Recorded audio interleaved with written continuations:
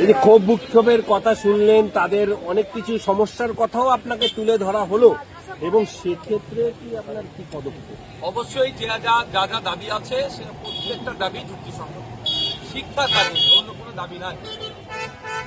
বাচ্চাদের mid day meal পায় না, বই, জামা, জুতো, স্কলারশিপ, ব্যাগ কিছুই পায় না, এবং যে টিচাররা আছে যথাযোগ্য সাম্মানিকটা পাচ্ছে না।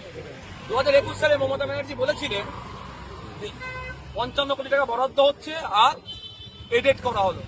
এতদিন পর্যন্ত 5 বছর অতিবাহিত হলো, এখনো পর্যন্ত আনটা উঠলো না, এডেট হলো না, আনএডেডই রয়ে গেল। এবং এদের সাম্মানিক একদম ন্যূনতম।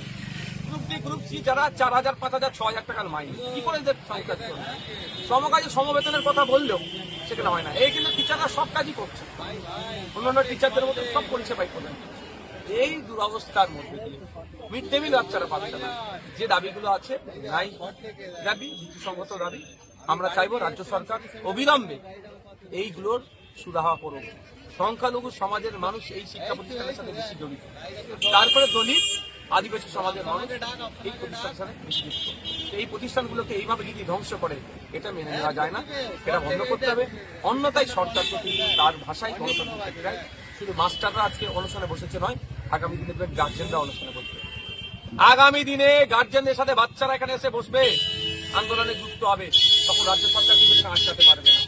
যদি মনে করে এখানে গুটি কয়েক টিচার বসে আছে, এটা নয়। আগামী দিনে কি টিচারদের সাথে গার্জেন আসবে, গার্জেনদের সাথে বাচ্চারাও আসবে তাদের প্রতিষ্ঠানকে বাঁচানোর জন্য।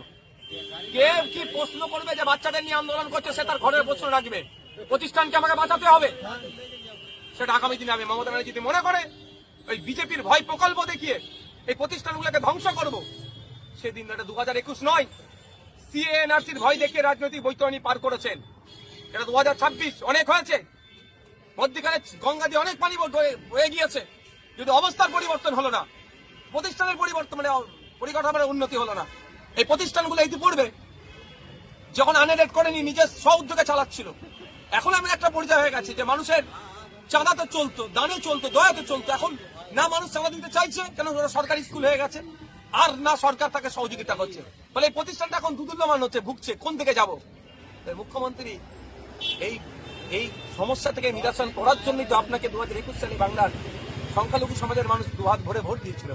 সংখ্যাগুরু সমাজের মানুষ শিক্ষা, স্বাস্থ্য, কর্মসংস্থানের জন্যই তো ভোটটা দিয়েছিল। এই দুই সমাজের মানুষ মিলে ভোট দিয়ে তৃতীয়বারের জন্য ক্ষমতায় নিয়ে আসলেন, পুরস্কার স্বরূপ এইগুলো দিচ্ছেন। এর জবাব কিন্তু আগামী দিনে দেওয়া হবে।